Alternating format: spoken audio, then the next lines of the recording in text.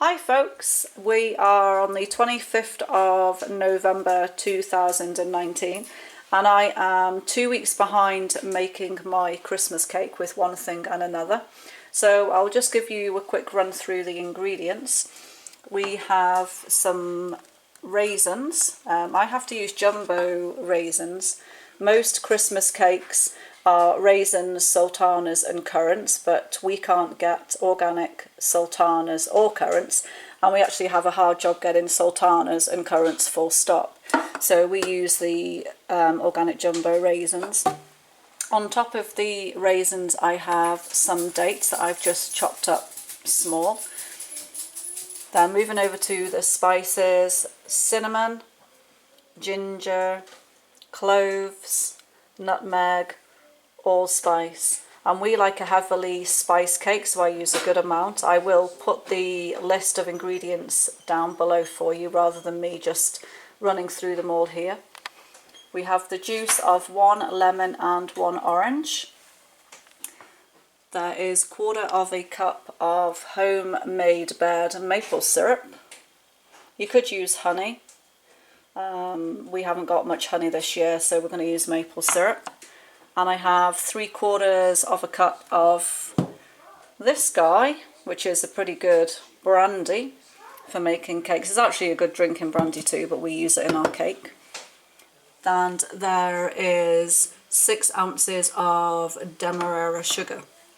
So that's pretty much all we put in our bowl today, and then this sits overnight. So all the flavours can mix in, and then tomorrow we will add the butter and the flour and the other ingredients. So we'll just go and get that thrown into the bowl. So we're over here at the fire, and I have put all of the dry ingredients into our large mixing bowl, and the bowl I've placed on top of our fire because that's going to help mix all these flavours in together when it gets nice and warm. So we put in the orange juice and the lemon juice. In goes our 3/4 cup of brandy. And the best part is the Baird maple syrup, which was 1/4 cup. As I say, I will list the ingredients down below in the description. Make sure we get every last drop of that out. And we just give it a good mix, and it already smells really good, but it'll smell even better as the hours go by and in the morning. So this will sit here now, like I just mentioned. It'll sit for the rest of the evening and overnight, and then in the morning we'll come back to this and we will add the rest of the ingredients. So we will see you then. Okay folks, we're on day 2 of the Christmas cake, and as you can see this has been sitting all night, and it smells just out of this world. Just Christmas, it just smells like Christmas. So all we're going to do today is we're just going to add in the last of the ingredients. Again, I will put down the rest of the ingredients in the link, so saves me just going through everything right now. So I will add I found it a little dry, so I'm adding another orange and another lemon's worth of juice. So I'll put that in first. This is a little bit stiff, this mixture, so we need to loosen it up a little bit. And into there goes my melted butter. Again, it's melted just for ease of mixing, really. So make sure that we get everything out. We don't want to leave anything behind there.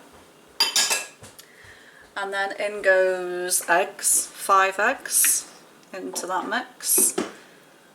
And I have someone here that's going to help me mix, haven't I? Oh, Budgie. So Budgie's here, and that's going to help me mix our cake mix up. I hope Budgie's got strong wings to help mix. So we'll just give this a little mix around, just really to get things all worked up in there. Now, I know some of you will be wondering why I haven't beaten the butter and the eggs together. And the simple reason is I have made this Christmas cake for many and many years, and I just feel that there is no need to do so. It turns out great every time. So I skip that step, and I just have a tendency just to throw everything in. So Maya's just going to have a little mix there for me. It's tough, you need strong muscles, Maya. And Budgie must have very strong wings. Yeah, she's a strong girl. So just knock the camera there, I'll just move that back a little bit. Anyway, so I say we've mixed all of that in there. And the next thing to go in here is our flour. And over here we don't have self-raising flour, we just have ordinary plain flour. So, and also I use wholemeal flour for my Christmas cakes, not just plain white flour. So with my wholemeal flour I have some baking powder, and I use a natural baking powder. It's GMO free and it's made from all natural ingredients. Too many times the baking powder contains aluminium and cornstarch and all of that horrible stuff that you just don't want to be eating. So we're just going to go straight ahead and throw in our flour and our baking powder. Again, making sure that we're not wasting anything there. I'll just move these out of the way. Yep, you can mix. So this is where it gets tough.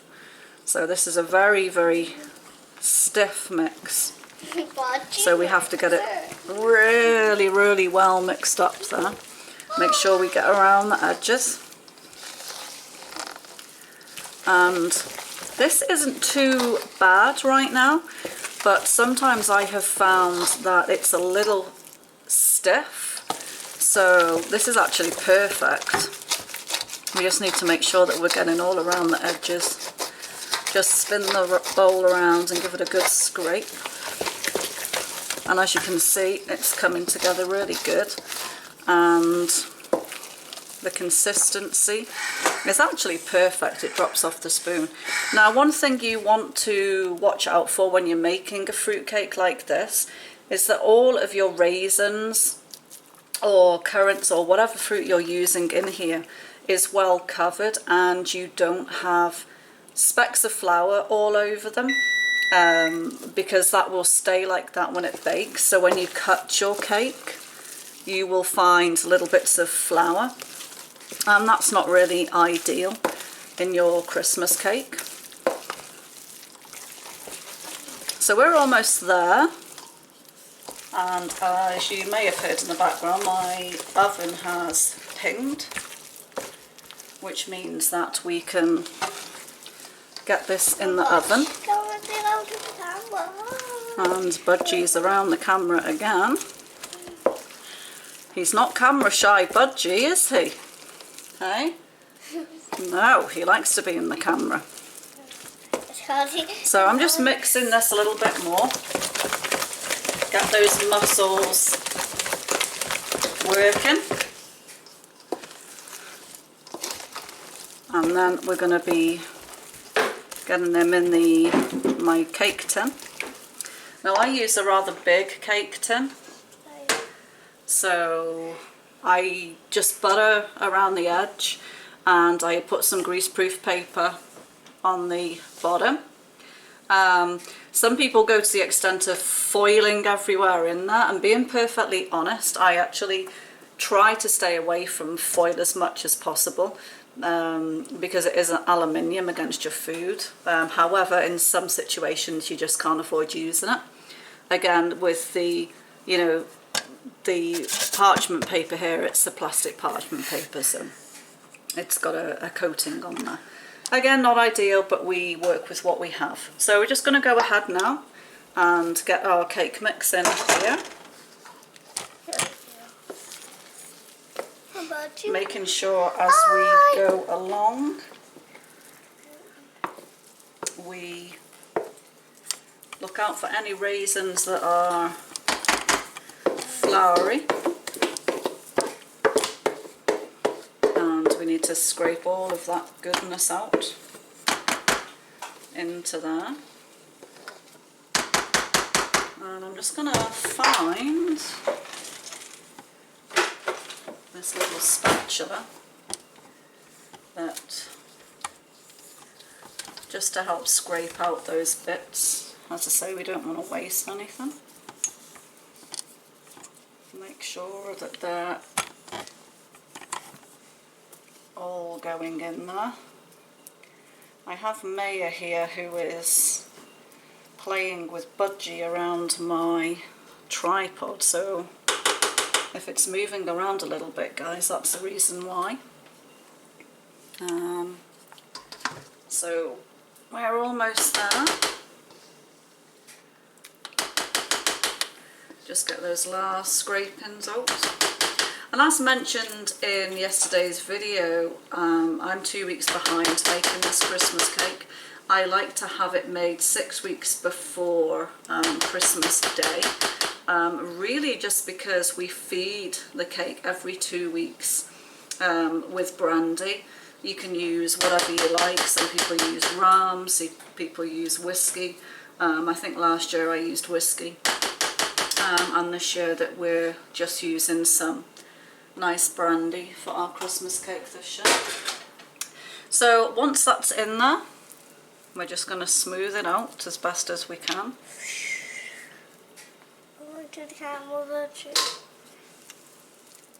So it's nice and smooth.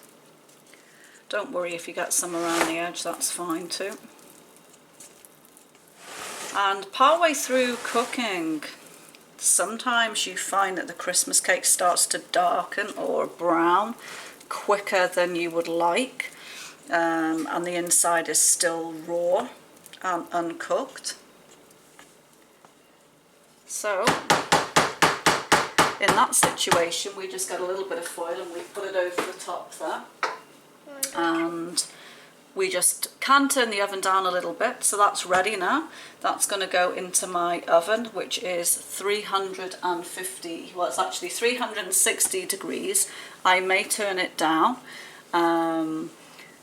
I do apologise, I have no idea what that is in centigrade. We are in Fahrenheit here, so you will have to look that up for yourself.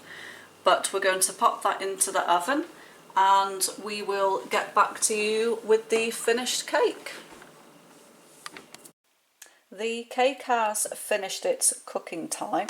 It cooked for between 2 and 3 hours, and I did have to put some foil on. As you can see, if I just go in a little bit closer there, around the edges of the cake, they just started to brown a little bit quicker than I wanted to, and that is a usual thing that happens pretty much every year. So, you know, I just put a piece of foil on and I turn the oven down, say 10 degrees, and that seems to solve that problem. So I have already done this, but I will demonstrate again. So we're just going to put a sharp knife, and I always try to find near where there's a crack or a raisin there, and we're just going to shove the knife in and bring the knife out, and as you can see, that knife is nice and clean, which means that the cake is completely cooked through. Now all I need to do now is just wait for it to cool down so I can take the outer tin off, and then I will be applying some brandy, or feeding the cake as we call it, and I will bring you back when we do that. Whilst I'm on the subject of foil, I just thought I would just share a little tip with you. Any way that we can save money is a really good thing. So when I use foil, then I will wash it. I will try to get it as clean as I can, or keep it as clean as I can. But as long as it hasn't been next to raw meat or fish or anything disgusting, you can just simply wash it, like I'm doing right here. Give it a little rinse, and that foil is good to be reused. You know, and it may sound a little silly or a little bit over the top to rinse the foil and to save foil, But you know, it really does save pennies, and pennies add up. You know, we all could do with saving a little bit every now and again. So this is just a little tip that can help. So yeah, I hope you find that useful. Right folks, admittedly I cooked this Christmas cake 2 days ago and I have not as yet fed the cake, so we're going to just do that now. And all I do is I take a sharp knife and I just poke some holes in the Christmas cake, and this allows the liquor of your choice to soak into the middle of the cake. And obviously, as you can see, our choice of a liquor is brandy. And so all I'm going to do is I'm just going to pour 1.5 caps of brandy over the cake, and I may add a little drop extra on the last feed just before Christmas, just to make it extra special. So there we've done the feeding of the cake, and all we need to do now is just wrap it back up, and we'll repeat that process again in 2 weeks' time. I just wanted to show you what I had made the other day, which is a spiced fruit bread. And if you'd like to see me make this spiced fruit bread, then please leave a comment down below. And on that note, if there's anything else that you would like me to cook or bake or talk about or go through, anything to do with our homestead, the garden, animals, anything you'd like to see, then again just shoot me a comment down below. So I hope you have enjoyed that video. If you did, please like, subscribe, give us a big thumbs up, and click the bell icon so that you don't miss any future videos. And thank you for watching. Bye for now.